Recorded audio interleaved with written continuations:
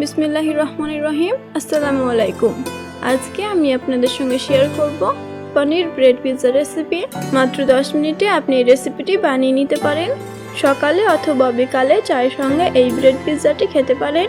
আবার চাইলে বাচ্চাদের টিফিনে এই রেসিপিটি করে দিতে পারেন। তো চলুন আজকে রেসিপিটি শুরু করি। প্রথমে আমি ম্যারিনেশন করব। তার জন্য একটা বোল নিয়েছি, 1/4 কাপ সরষের তেল নিয়েছি, সেই সাথে হাফ চামচ লঙ্কা গুঁড়ো, ধনে গুঁড়ো, গরম মশলা, চাট মশলা, গোলমরিচ গুঁড়ো। একই সঙ্গে আপনি স্বাদমতো লবণ দিয়ে দিবেন। লবণটা দেওয়ার সময় ক্যামেরা বন্ধ হয়ে গিয়েছিল, তার জন্য আপনাকে দেখাতে পারছি না।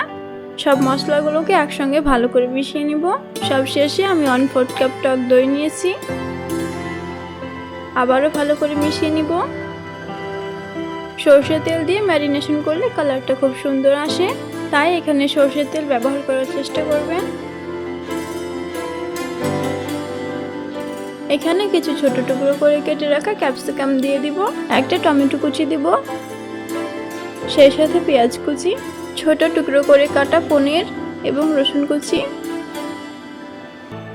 সবকিছু খুব ভালো করে মিশিয়ে ঢাকা দিয়ে 20 মিনিট রেখে দিব, যেন ম্যারিনেশনের মশলা খুব ভালো করে পনিরের মধ্যে ঢুকে যায়।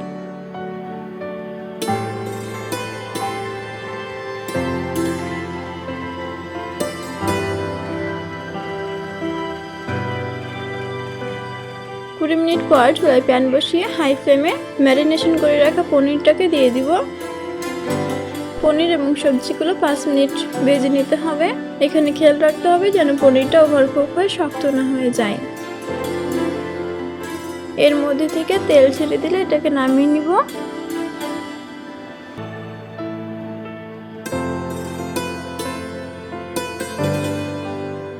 ম্যারিনেশন করে রাখা বাউলের মধ্যে এটাকে নামিয়ে রাখছি।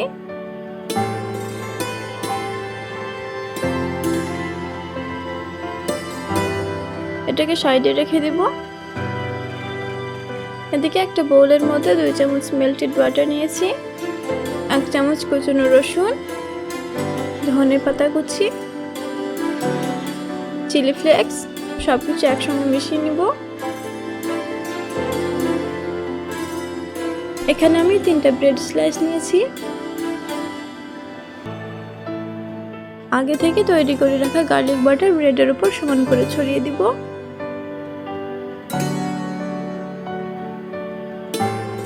এর উপরে টমেটো সস দিয়ে দিব। আপনি চাইলে এখানে পিৎজা সস ব্যবহার করতে পারেন। ভেজে রাখা পনিরটা ব্রেডের উপর ছড়িয়ে দিব।